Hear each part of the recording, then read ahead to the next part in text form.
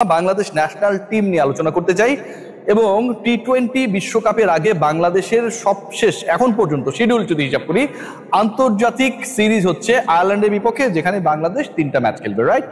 এবং এই যে 3টা ম্যাচ, এর পরেই বাংলাদেশি ক্রিকেটারদের ব্যস্ততা শুরু হয়ে যাবে বিপিএল কেন্দ্রিক।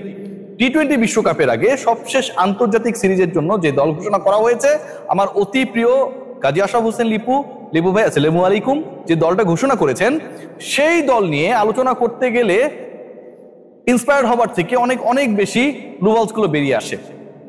এই দলে কেন সৌম্য সরকার নেই, এটা একটা বড় প্রশ্ন।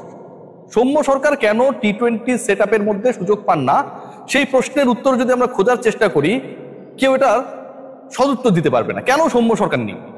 আবার একই সাথে এই একই দলে কেন জাকের আলী অনিককে সুযোগ দেওয়ার ব্যাপারে কোনো ধরনের কার্পণ্য করা হয় না। জাকের আলী অনিক, যার পারফরমেন্স, যার ডেডিকেশন, যার অনফিল্ড প্রেজেন্স, সবকিছু নিয়ে নানাভাবে বিতর্ক তৈরি হয়েছে, নানাভাবে বিতর্কে তিনি জড়িয়েছেন, সেই জাকের আলী অনিককে নিয়ে বাংলাদেশ ক্রিকেট বোর্ডের সিলেকশন প্যানেলও বিতর্কিত হবার আপ্রাণ চেষ্টা করে।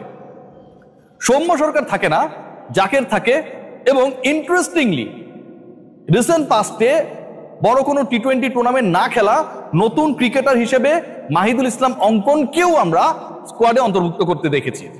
এখন যেই সিরিজটা আপনি খেলবেন জাস্ট কদিন পরে, এবং এরপরে আপনি ওয়ার্ল্ড কাপে চলে যাবেন, যেহেতু এখন পর্যন্ত শিডিউল কোনো সিরিজ নেই, আন্তর্জাতিক সিরিজ নেই, মাহিদুল ইসলাম অঙ্কনকে আপনি সুযোগ দেন। অঙ্কনের ক্যালিবার নিয়ে, ডেডিকেশন নিয়ে আমি প্রশ্ন তুলতে চাইছি না এখনো। গতকালকের ম্যাচে তিনি কি করেছেন সেই আলোচনা আমরা যাবো পরবর্তীতে, কিন্তু আপনি একটা সিরিজে দেখে তাকে কি বিশ্বকাপের দলে রাখবেন? অথবা এই একটা সিরিজে খারাপ করলে কি আপনি তাকে বাদ দিয়ে দিবেন? যদি সেটা না হয়, তাহলে তো আপনাকে এক্সপেরিয়েন্স ক্যাম্পেইনার সৌম্য সরকারকে সুযোগ দেওয়া উচিত ছিল। সৌম্যের আলোচনায় আসার আগে একটু জাকেরকে নিয়ে আলোচনা করতে চাই। দেখুন, বাংলাদেশ ক্রিকেট দলের সিন্ডিকেট কেউ ভাঙতে পারবে না। মহান আল্লাহ তাআলাও আমার কাছে মনে হয় যে অনেক ক্ষেত্রেই বিরাট ভাজন হন যে এই যে কিছু ক্রিকেটারকে তাদের ডিউ চান্সেস গুলো দেওয়া হয় না এবং কিছু ক্রিকেটার অতিরিক্ত সুযোগ পেয়ে যাচ্ছেন, তাদের ব্যাপারে বাংলাদেশ ক্রিকেট বোর্ড, বুলবুল সাহেব, তাদের ম্যানেজমেন্ট কি কারণে এত বেশি স্যাক্রিফাইস করছেন। খেয়াল করে দেখুন যে এই দলে জাকের আলী অনিক, যিনি সবশেষ 8টা টি-20-তে 8টা ম্যাচের 5টাতে সিঙ্গেল ডিজিট আউট হয়ে গেছেন। সবশেষ 8 টি-20-র 5টাতে তিনি 100-র নিচে স্ট্রাইক রেটে ব্যাট করেছেন। টি-20-র কথা বলছি, আন্তর্জাতিক টি-20 কথা। সবশেষ 8 ম্যাচের পরিসংখ্যানে জাকের আলী অনিক করেছেন 88 রান, 88 রান করেছেন, এভারেজ হচ্ছে 11, স্ট্রাইক রেট বিলো 100। এরকম একজন ক্রিকেটারকে আমি যখন বিশ্বকাপের আগের সিরিজে রাখি, বিশ্বকাপের আগের ফর্মাল সিরিজে রাখি, তার মানে দাঁড়ায় যে আমরা আসলে পুরো বিশ্বকাপ পরিকল্পনাতেই তাকে রাখছি। কেন রাখছি, কি কারণে রাখছি? পারফরমেন্স কথা বলছে না, তিনি ডেলিভার করতে পারছেন না, এর কোনো ব্যাখ্যা নেই। সালাউদ্দিন সাহেব শুরুর দিকে বলেছিলেন, মনে করুন, যে আমি আর কোচ থাকবো না, পদত্যাগপত্র জমা দিয়েছি, বাংলাদেশ ক্রিকেট বোর্ড সেটা পেয়েছে, মিডিয়া রিলিজ দিয়ে জানানো হলো। সেই মোহাম্মদ সালাউদ্দিন আবারও থেকে গেছেন। আকাশে বাতাসে ডানে বামে ভূমিতে অন্তরিক্ষে একটা গুঞ্জন যে তিনি বিপিএল এ কোনো একটা দল পাবার ব্যাপারে কোচ হিসেবে মোটামুটি আশাবাদী ছিলেন, কিন্তু সেটা না পাওয়ার কারণে আবার রিডিসিশন নিয়েছেন। এখন নতুন করে মিডিয়াকে গেলানো হচ্ছে আশরাফুল আর সালাউদ্দিনের কম্বিনেশনের কারণে বাংলাদেশ ভাই অস্ট্রেলিয়া হয়ে গেছে। না আশরাফুল ডেরেন লেমন আর না মোহাম্মদ সালাউদ্দিন অন্য কোনো কোচ যে আসলে বাংলাদেশ অস্ট্রেলিয়া হয়ে গেছে। আপনি ভাই পারফরমেন্স করেছেন কোন দলের বিপক্ষে? আপনি পারফর্ম করেছেন আয়ারল্যান্ডের বিপক্ষে, যারা নিয়মিত টেস্ট খেলে না। সেই আয়ারল্যান্ডের বিপক্ষে পারফর্ম করা একটা দল বিশাল উন্নতি করে ফেলেছে এবং এখানে একটা দারুণ কম্বো হয়েছে আশরাফুল আর সালাউদ্দিন, মানে এদেরকে টিকে রাখো।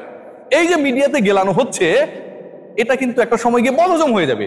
আর সালাউদ্দিন সাহেবকে যারা আসলে অনেকটা ব্যক্তিত্ববান মনে করেছিলেন, তিনি যখন পুরো জাতি যখন খুশি হলো যে তিনি দায়িত্ব নিতে চান না, সরে যেতে চান, ওকে ভাই টাটা বাই বাই, আবার যখন সেই সিদ্ধান্ত পরিবর্তন হয়, গণমাধ্যমে আমরা দেখি সালাউদ্দিন থেকে যাবার সিদ্ধান্ত নিয়েছেন, তার ব্যক্তিত্ব নিয়ে আপনি প্রশ্ন তুলতে বাধ্য হবেন। সালাউদ্দিনকে নিয়ে এত আলোচনা করার কারণ হচ্ছে যেই সালাউদ্দিনের প্রেজেন্স, মানে তিনিও টিকে গেলেন এবং তিনি টেকানোর ক্ষেত্রে বড় রোল প্লে করলেন প্রিয় ছাত্র জাকের আলী অনিক। বাংলাদেশের অন্য ব্যাটারের প্রতি তার যে ফোকাস, তার থেকে 1000 গুণ ফোকাস ওই একজন, কারণ চ্যালেঞ্জ জাকের যদি ভালো করে তাহলে তিনি জিতে যাবেন। বাংলাদেশ হারুক আর হারুক, এটা নিয়ে কোনো কিছু আসে যায় না। তাহিদের পারফরমেন্স নেই, আপনি তাকে রেখে দিয়েছেন, রাখলেন। মিডল অর্ডারে কাকে রাখবেন সেই প্রশ্ন আপনার তুলবেন, রাখলেন। ভাই সৌম্য সরকার যেই ক্রিকেটার কিছুদিন আগে এনসিএল এ বিধ্বংসী ইনিংস খেললেন, সবশেষ 2টা ওয়ানডেতে একটাতে করেছেন 40+, একটাতে করেছেন 90+। ইন্টারন্যাশনাল ক্রিকেটের কথা বলছি, যেই ক্রিকেটার ইন্টারন্যাশনাল ক্রিকেটের টাচে রয়েছে, যেই ক্রিকেটার ফ্ল্যাশি ক্রিকেটার, যেই ক্রিকেটারের ক্যাপাবিলিটি অন্য যে কারো থেকে ভালো এবং তাকে আপনি নিজেও ব্যাট করাতে পারবেন। সেই সৌম্য সরকারকে নিয়ে কেউ কোনো কথা বলে না কারণ এই কারণে লিটন ফিল করে যে সৌম্য যদি দলে ঢুকে যায় এবং সেখানটায় পারফরমেন্স করলে লিটনের নিজের জায়গাটা পিচ্ছিল হয়ে যেতে পারে। এরকম একটা ব্যাপার থাকে না মাথার মধ্যে। মুশফিকুর রহিমের মধ্যে একটা কাজ করতো, তিনি কিপিং করবেন, ক্যাপ্টেন্সি করবেন, ব্যাটিং করবেন, সব তিনি করবেন। যদি কোনো একটা বাদ দেন তাহলে তিনি বাদ করে যাবেন। এরকম একটা হীনমন্যতা আমরা আইডিয়া করতাম যে তার মধ্যে কাজ করতো। সৌম্য সরকারের ব্যাপারে আমার কাছে মনে হয় ম্যানেজমেন্ট একই জিনিস কাজ করে। যে ছেলেটা পারফরমেন্স করেছে তাকে আপনি নেবেন না, যে ছেলেটা 90+ ইনিংস খেললো তাকে আপনি নেবেন না, আপনি জাকের আলী অনেককে নিচ্ছেন। এর কারণটা কি? এর কারণটা হচ্ছে আপনি পক্ষপাত দুষ্ট নির্বাচন করছেন, নির্বাচকদেরকে প্রভাবিত করছেন, অথবা নির্বাচকরা আগে থেকে প্রভাবিত। এবং আমিনুল ইসলাম বুলবুল তো এটা খবর জানে না, তাকে আপনি জিজ্ঞেস করলে বলবেন আমি তো কাতারে ছিলাম, আমি তো জানি না। ও তাই, এটা হয়েছে। সো এই যে ঘটনাগুলো ঘটছে এগুলো কি ভালোভাবে ঘটছে? অঙ্কনকে সুযোগ দিলেন, সেই অঙ্কন কি ক্যাপিটালাইজ করলো? গত বিপিএল এ ভালো করে একটা ছেলেকে এবার বিপিএল এসেছে, লিপু ভাই মনে পড়ে গেছে যে বিপিএল তো গতবার হয়েছিল, সেই বিপিএল এ অঙ্কন ভালো করেছিল, আচ্ছা আচ্ছা আচ্ছা ও কোথায় গেল, ওকে নিয়ে নি। এই যে ডিসিশনস গুলো হুটহাট করে যে সিদ্ধান্তগুলো গ্রহণ করা হয় এগুলো কোনোভাবেই সাপোর্টেবল না। এবং এই সিদ্ধান্তগুলো বাংলাদেশ দলকে কতটা ভোগাচ্ছে, কতটা ভোগাবে, বাংলাদেশ দলের স্ট্যাবলিশমেন্টের ক্ষেত্রে কত বড় বাধা, এটার ব্যাখ্যা কেউ দিতে পারবে না। জাস্ট কম্পেয়ার করে দেখুন, একটা ছেলে পারফর্ম করছে, সে 90+ করলো, 40+ করলো, সবশেষ টি20-র 5 ইনিংসের মধ্যে দুটাতে 40+, একটাতে 40+ অপরাজিত, তাকে আপনি বাদ দিয়ে দিলেন।